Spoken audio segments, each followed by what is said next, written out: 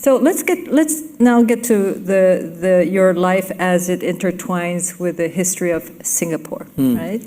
And the transformation of Singapore at independence from a very poor country, literally, kicked out of the Malaysian Federation, and from that point in 1965 to where Singapore is today it's transformation. I don't think even captures the fullness of that change. And I have the sense South Korea also went through a similar experience, but at a certain point, as a South Korean, I feel we've stalled. I can't pinpoint exactly where. Yes, you have the K-pop cultures, the soft power, but as a country as a whole, we seem a little bit lost in many ways, going backwards. Whereas Singapore, you're still marching forward. And I think the younger generation of Singaporeans, I think many of them are here, also have that sense that we are going forward. What explains that? Well, I was going to say, now you're beginning to sound like Kishore Mahbubani, because you're being very brutally honest in saying we in South Korea have stalled. That's very un-Asian, by the way. To admit that, you have problems and publicly is also very un-Asian. But you're right that South Korea and Singapore have had remarkably similar experiences, because South Korea and Singapore were almost equally poor. When Singapore became independent, our per capita income was $500, the same as Ghana, and I think South Korea was about the same also. Oh, I think we were around 500. A lot poorer. Yeah. Yes, maybe. But I mean, 300? Both South Korea and Singapore were part of the four tigers that succeeded remarkably well. But in the case of Singapore, I also want to emphasize, and this is unfortunately factually true, even though what I'm going to say is outrageous, but it's true.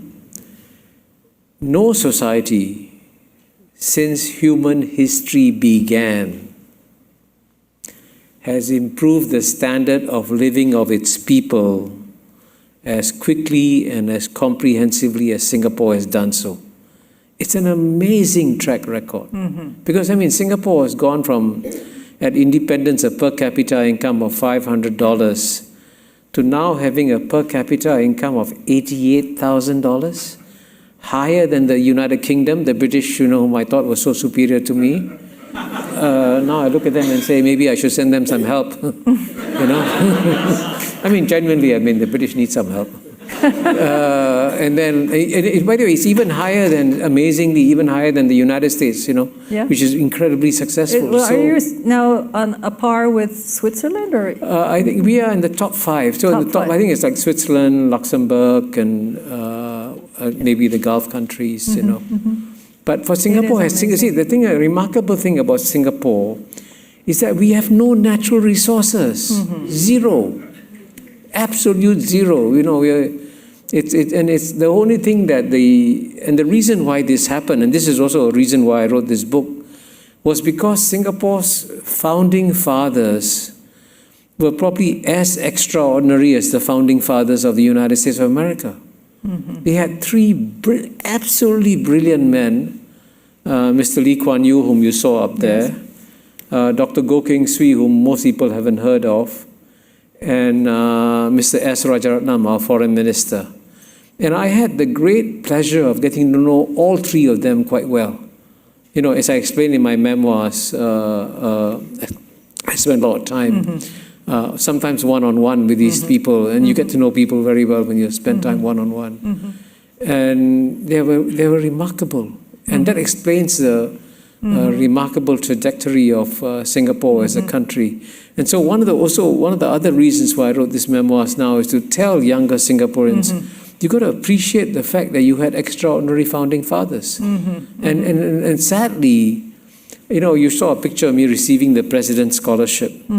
Apparently, some of the recent scholars that Singapore sent overseas, when they came back to Singapore and they were interviewed, some of them didn't know who Dr. Goh Keng Swee was, the architect of Singapore's economic miracle. And that ignorance is what frightens me. And hopefully my book can help to sort of remedy that a bit. But reading your book, I think, three extraordinary founding fathers, for sure. And maybe this is a reflection of their leadership, but what was impressive was how long-term thinking they had.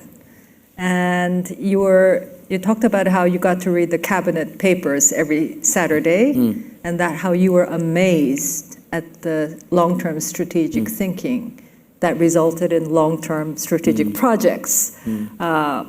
The sewerage system, for example. So you notice there's a lot of sewage references in my what was that called? What was it called? Water retreatment facility or something? Yeah, I think that was it. New water, yeah.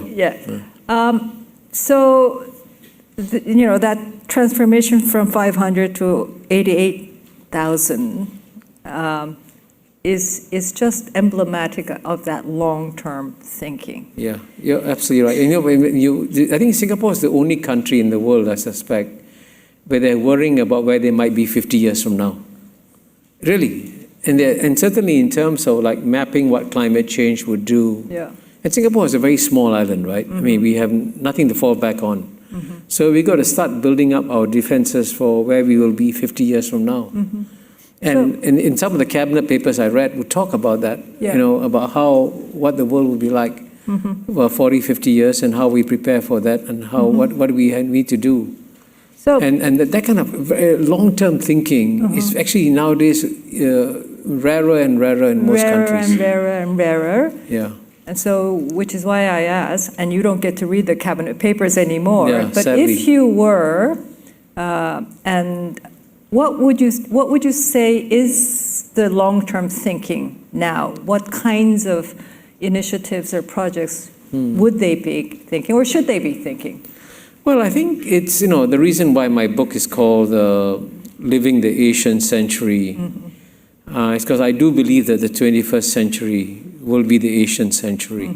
And again, the data confirms this, by the way. What's remarkable is that the United States has been clearly the most successful society since human history began. I mean, the amount of wealth that the United States has accumulated is amazing. And one of the most shocking statistics I came across was that in the year 2000, when the 21st century opened, the GNP, the economy of the United States, one country, was bigger than all the 52 countries of Asia. And the 52 countries of Asia included China, Japan, India. And guess what? United States was bigger than 52 Asian states in the year 2000. But that was an incredibly exceptional performance by the United States of America. But exceptional performances cannot last. You have to revert to the norm. And since the Asians make up 55% of the world's population, and United States makes up whatever it is, 5% of the world's population, at some point the weight of 55% is going to rise. And now already the combined GNP of Asia is at least 1.5 times bigger than United States. By 2050, it'll be 3 times bigger than United States. So, that's a natural return of the weight of Asia in the world. So in response to your question, what should Singapore think about? I think, in every century, let's say when the 19th century was the European century, London was the natural capital, right? The most thriving city. In the 20th century was the American century. New York was the natural capital of the American century. Arts, culture, economics, finances, everything.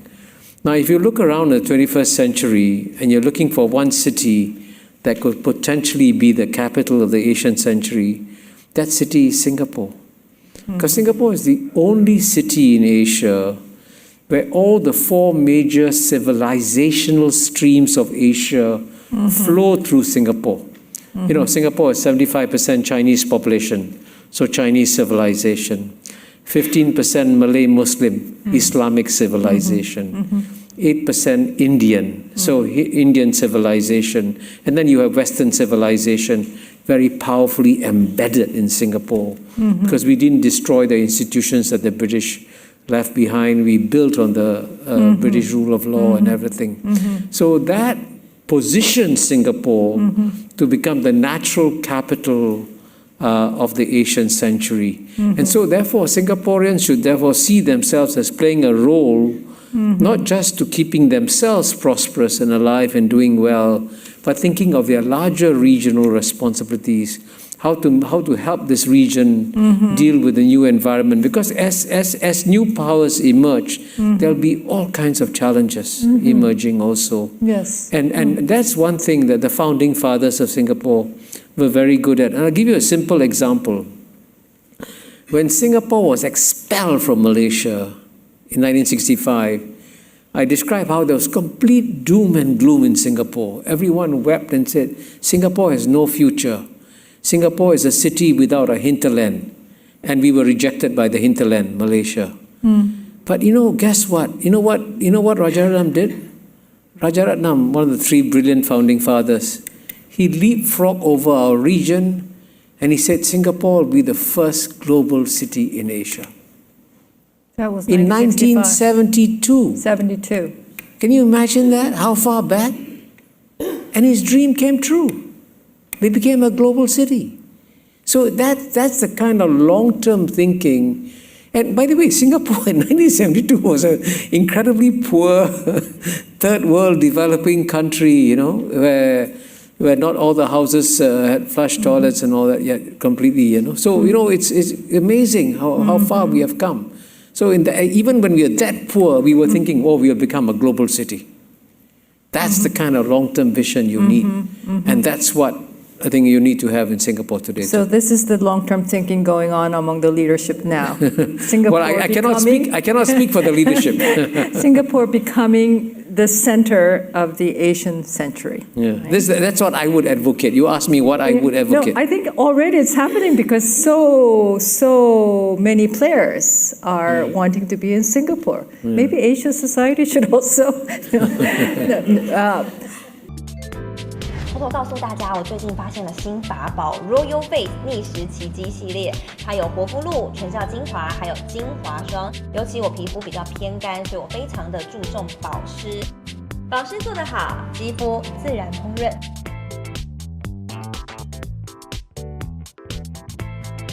提亮肤色更年轻，抚平皱纹超有感，而且气色变好。用心保养，每天都更美一点。